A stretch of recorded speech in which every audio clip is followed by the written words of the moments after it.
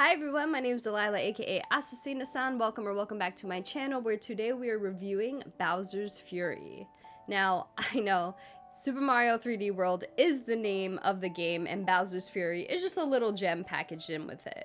I liked Bowser's Fury so much on its own that I felt like I needed to talk about it. And I haven't played Super Mario 3D World to also talk about it in this review because I'm waiting to play with friends, but Bowser's Fury alone is enough to talk about because it's really fun. Nintendo adding Bowser's Fury to Super Mario 3D World was just an excuse to add a $60 price tag to a game that was just being ported over to the Switch. And it also offered a single player experience. What makes Bowser's Fury a little bit special is that it mixes up the Mario 3D formula by making it open world. I wouldn't be surprised if Bowser's Fury is just a test to see how a mainline open world 3D Mario game would be received. I don't think it's necessary for a 3D Mario game to be open world, but I still thought it worked really well. And at the very least, making Bowser's Fury open world is a nice way to make the 3D Mario formula stay fresh. Despite Bowser's Fury being open world, it was still very contained, more contained than a game like Mario Odyssey because it had only 100 cat shines, whereas Mario Odyssey had,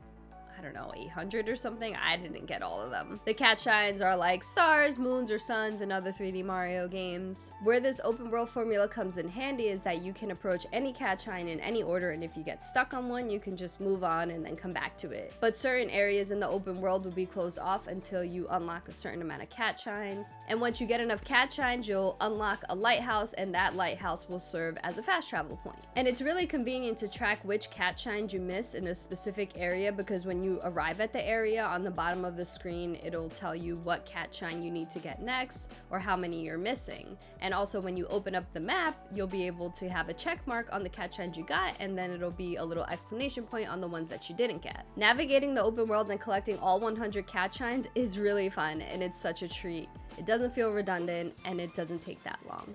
Well, it's only a treat until Bowser rises into Fury.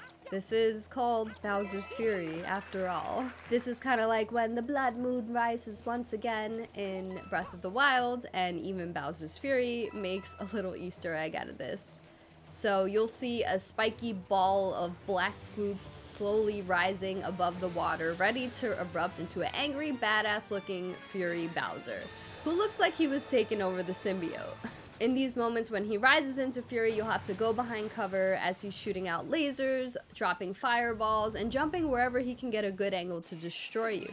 As you progress through the game, each time he rises, he stays present for longer before going back to rest. And then you'll have to collect the cat shines while he's in Fury. So you're dodging lasers and fireballs while trying to solve the puzzle to collect whatever cat shine you're going for. Kind of annoying, kind of a pain in the ass. You'll sometimes even need Bowser in Fury mode to unlock certain cat shines because there's specific blocks that only he can explode with his lasers or his fireballs. One of the coolest things about Fury Bowser, besides him looking the coolest I've ever seen him look, is that this ominous music subtly changes when he's rising above the water. But then when he's in full Fury mode, there's some really cool headbanging music that will play in the background. And as expected in Mario games, the music score always fits the different biomes, but Fury Bowser adds a cool little mix to the score. Ironically enough, you team up with Bowser Jr., who you've probably fought many times in previous Mario games, to help his dad become free from the black goop that's making him become more evil than ever before, as if he wasn't evil already. Bowser Jr. fights with a paintbrush and clears out enemies in your vicinity, and he's also really handy to reach enemies that Mario can't reach on the ground. And if you want, you can have a player 2 join and take over Bowser Jr. if you want a cooperative experience. But if you're playing solo, you can choose whether you want Bowser Jr. to help you a lot, a little bit, or somewhere in between. He'll clear out enemies without prompt, but you can also direct him to go where you need. He's even helpful in revealing secrets like invisible blocks. Who knew we would have a Mario game where we team up with Bowser Jr.? Alright, sticking to the gameplay, Mario is giving an arsenal of 6 different transformations. There's Super Bell Mario, which turns him into Cat Mario, where he can claw, pounce, and climb walls. Then there's Super Mushroom, which you all know from previous games. He increases in size and can survive a hit. There's the Super Leaf, which turns him into Tanuki Mario, which allows him to tail attack, tail spin, and float. There's the Boomerang Flower, which turns him into Boomerang Mario. and he can, well, throw boomerangs. Then you have the Fire Flower, which turns him into Fire Mario, where he can throw fireballs, and the Lucky Bell, which is the same as the Super Bell, plus invincibility during a ground pound. Mario can hold up to 5 of each ability at a time, and they're found around the open world. There's different ways that you can collect the abilities. One is just finding them in the open world. If you collect 100 coins, you'll unlock one ability. And also there's walls around the open world that Bowser Jr. can paint that'll give you one of the abilities and put it into your inventory. Although I found all of the abilities useful at a certain part of the game, I do think the Super Bell that turned Mario into Cat Mario is the most useful throughout my 100 Cat Shine journey. And that makes a lot of sense considering everything in this open world is a cat. Literally everything.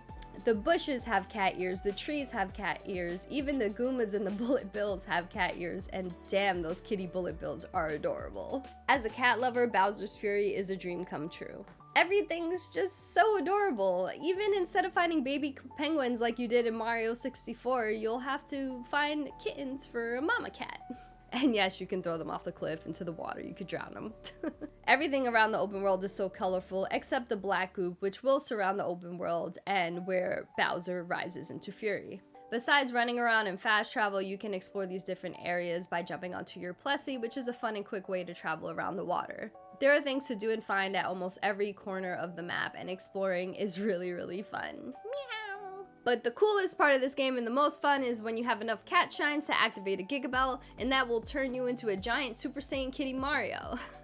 Now, it doesn't actually reference Dragon Ball in this game, but he looks like a Super Saiyan Kitty Mario, if I've ever seen one. This is essentially a moment where you can finally fight Fury Bowser and chip away at his health bar, which you won't be able to fully achieve until you get 50 cat shines. So yes, you can end the game by just collecting 50, but I went for 100 because I'm a completionist, and honestly, it's really fun. When you activate the Gigabell, you turn into a giant kitty and you're able to scratch away at Fury Bowser, throw pillars at him, and leaving an opening for a nice ground pound on his belly. During these fights, most of the map is dark and filled with black goop, so no more colorful, relaxing Mario exploration times.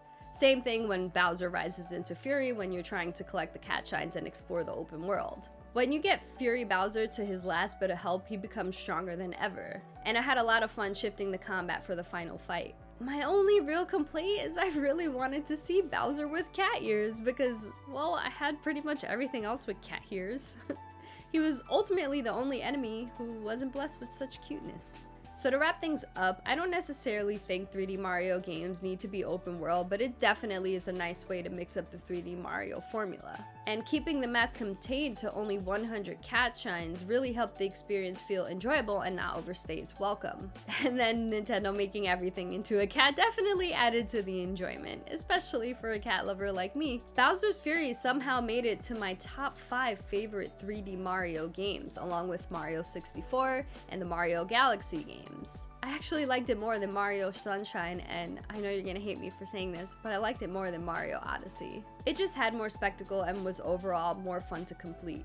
I'd actually like to see more 3D Mario games be this short and contained, and I wouldn't mind seeing another 3D Mario game adopt this open world formula. But I also don't want every 3D Mario game to be open world. So I clearly had a lot of fun with Bowser's Fury, and if you play Bowser's Fury, I'd love to know your opinion. I'd love to know your favorite 3D Mario game, and if you haven't played it, I'd love to know if this review motivated you to play it or if it kind of turned you off from it altogether. I think if you like Mario games, and especially 3D Mario games, you're really gonna love Bowser's Fury. If you liked this review or it was at all helpful to you, please give me a like, sub, and all the other social media bullshit, but most importantly, please take care of yourselves. Thank you for watching. Bye.